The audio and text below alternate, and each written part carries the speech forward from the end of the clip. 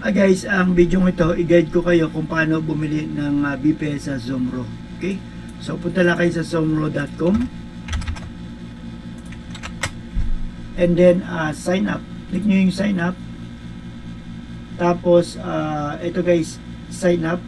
Click nyo lang po yan. And then, pilapan nyo lang ito. Full name nyo, email address, password. And then, click nyo lang to, I'm not a robot, and then register. Okay? So, kung meron na kayong account kay Zomro, ito, nakalagay na kayo sa dashboard nyo. Click nyo lang yung order, tapos punta kayo dito sa Forex server. And then, dito kung ilang buwan yung gusto nyong i-avail, let's say 1 month lang, tapos dito pili kayo. Dapat naka Central Europe. Okay na to, kasi mas mura kumpara dito sa ibang server. So, dito na kayo, Central Europe, 3.98 euro lang, wala pa tong 300 pesos, mga 280, ganyan.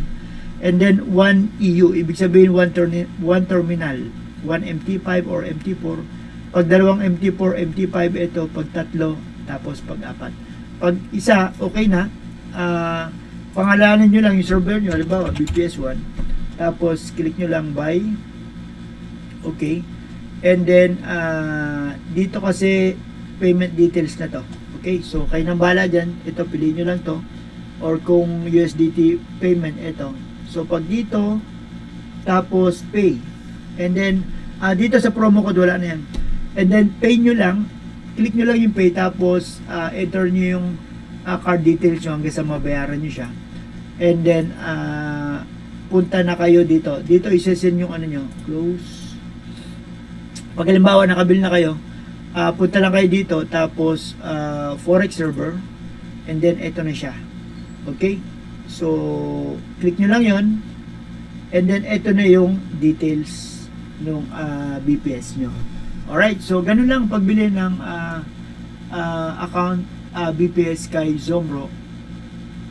Ito yung gamit namin, recommend ko to kasi mura lang, saka okay naman siya, mabilis.